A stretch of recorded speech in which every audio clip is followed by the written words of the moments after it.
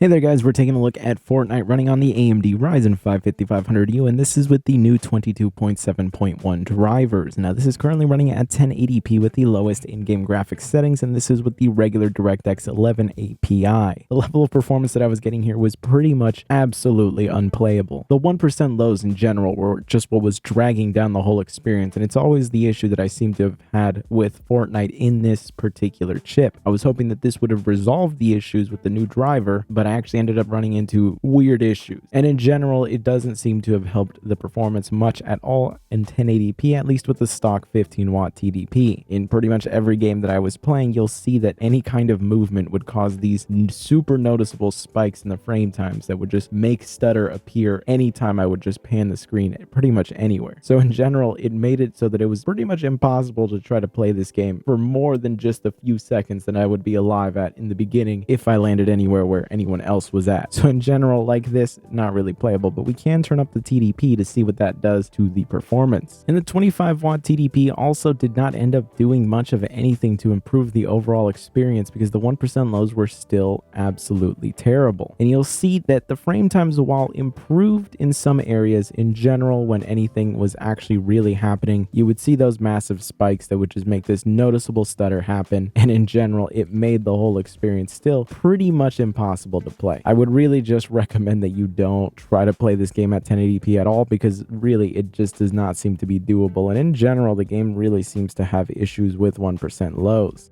And while I was playing at the 30-watt TDP, well, the level of performance that I got in the beginning looked reasonable, but then as I started to move around, everything just fell apart, and we were pretty much back to the same scenario where we would just have these constant stutters present throughout all of it. But the worst part about this was that as I was playing the game, eventually it just ended up crashing. It just completely froze up, and if I tabbed out, I would see that there was essentially a graphics driver error going on, and I had to restart the laptop. In general, trying to play with that TDP still was just not enough to make this playable, and it made it very difficult to try to do anything in the game. After just a few seconds of landing, the first person that I would ever encounter would just end up murdering me, because trying to shoot at anybody when you have 1% lows that are not even at 20 pretty much means that you are going to be having some issues. You'll see that the 1% lows in general would fluctuate a lot here, but you'll see that anytime that there were moments of stutter, it would just drag down everything. So anytime I was in an actual engagement, it was practically impossible to shoot at somebody right in front of me. So of course, to try to resolve the issues that we had here, I decided to drop the resolution down to 900p, since that is how we test these things. We go from 1080p to 900p to 720p, and here you can see at the stock 15-watt TDP, it just was not a doable experience. Again, averages look fantastic, and if I was only showing you averages, you might be misled into thinking that this is a playable experience. But look at those frame time charts and look at those 1% lows. Pretty much doing practically nothing, we're still getting these massive spikes. Now they are less frequent than they were at 1080p, but they're still happening, and the 1% lows pretty much dictate that. So it seems like this game really struggles to try to run on the stock 15-watt TDP, at least at both 1080p and 900p. We can try to raise the TDP here up to the 25 watts to see if it would improve things, but so far I have my hopes very, very low, because really in general, up until this point, I was having a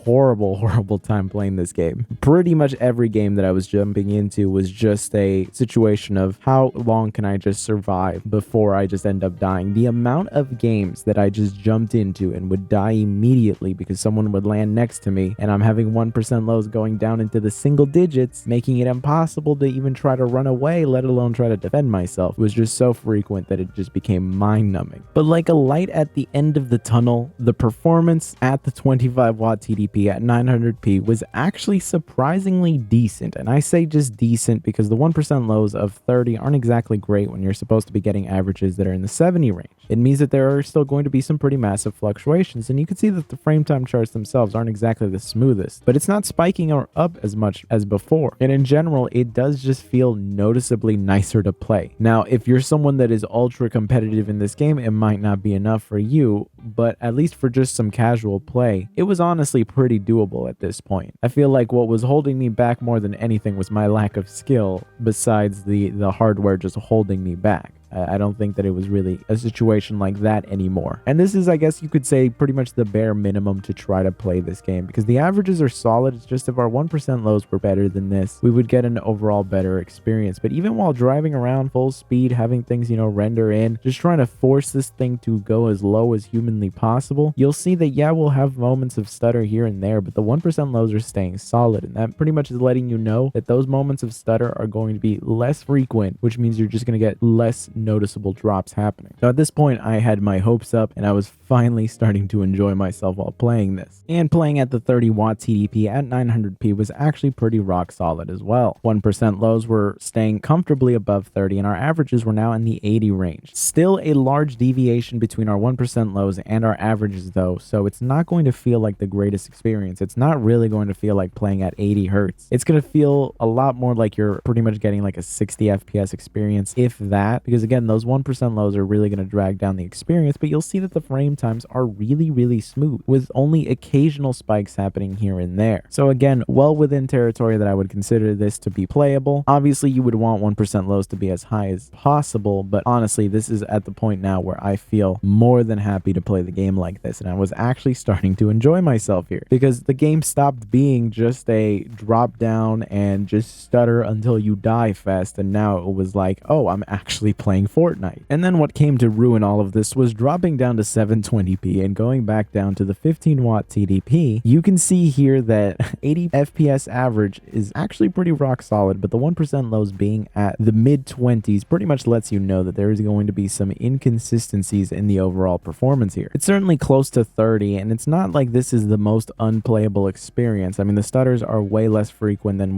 when we were at the higher resolutions, but you'll still see those moments of spikes and stutters that end up happening, and that's why the 1% lows in general are just dragged down a lot more, because when those stutters start to happen, they happen pretty frequently. Now, once things level off, the overall gaming experience is reasonable, but when those stutters end up coming back and you're in the middle of a gunfight, it pretty much is just what's going to lead to you getting killed. So I would really honestly say that this game is not playable at the stock 15-watt TDP at any of these resolutions. Those 1% lows just really suffer greatly because of it. So we're going to have to turn things up to the 25-watt TDP to try to see if we can salvage this experience, but of course 900p already showed us that that is going to be a pretty nice experience. And so playing games at the 25-watt TDP actually proved to be pretty great. The averages were rock solid and the 1% lows were pretty consistent. You'll see that the frame time charts themselves, while still having those spikes here and there, are very smooth, and I honestly had a pretty great time playing on here. The capture card kind of just showed it stuttering a lot more than it actually was, just because those fluctuations really mess with the capture. But the actual overall experience to play it actually felt really nice, and it was pretty enjoyable. I mean, I actually managed to win in this game. I actually ended up winning, and that's what I mean by, I think the only thing keeping me back at this point is just my skill level more than anything else. And that's pretty much the most ideal situation when you're playing a game like this. You really just want the machine to get out of the way and let you play the game however you want. And I was actually able to play this game and actually win this match, which pretty much means that the game is doable,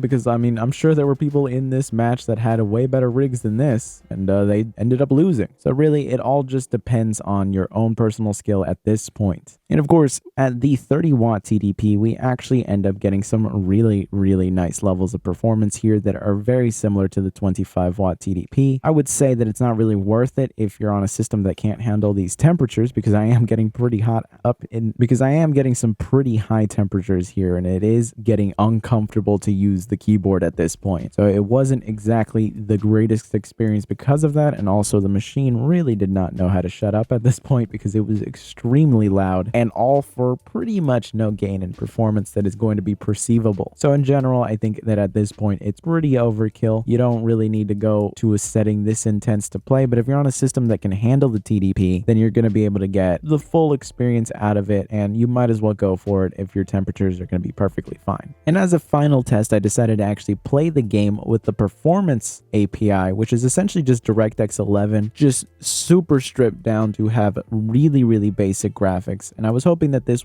might have shown at least some improvement with the new drivers, because the averages averages look really great. If I told you that you could get a 143 FPS average in Fortnite, you would be pretty impressed. But if you look at the 1% lows, you'll see that the actual experience actually ends up being a lot worse. The reason being is really just the fact that we still have those stutters that just end up happening at the weirdest moments. Things will look perfectly fine for like a while, and then as soon as any shooting starts to happen, there's any form of action, you'll see these huge spikes in the frame times that end up bringing down the overall experience, because now this is a huge fluctuation. Huge fluctuation. We're pretty much going from a 130 FPS average down to as low as 30 FPS. You're gonna notice those stutters pretty dramatically. So in general, at least with these current beta drivers, this game is still not really doable on the 5500U if you're looking to get some high levels of gaming out of it. If you want something a bit more casual and you're fine with having 1% lows that drop down into these pretty low numbers. And I was actually genuinely surprised with how bad this was doing, just because it was consistently 1% lows that were lower than just the DirectX 11 normal implementation. Because this is still 720p, this is still the 30-watt TDP. It is pretty much identical settings to what we just looked at, and it's somehow worse 1% lows. The averages are great, and like if you look at the frame times, when things are smooth, they are very smooth, but it's those moments when the stutters kick in and start to drag down the whole experience that it really just becomes super rough. So in general, I would really just recommend that you stick with the regular DirectX 11 and just play it at a reasonable setting for what TDP you can handle, because as it stands, the performance API is somehow really regressing those 1% lows, and the averages compared to the 1% lows actually make the overall experience feel really bad, because you have these ridiculously massive fluctuations. But anyways, I hope you guys found this video useful. It was just essentially a look at Fortnite running on these new beta drivers. I do plan on revisiting it once the full driver release ends up happening, just to see if there's actually any uplift in here, but at this point I have my expectations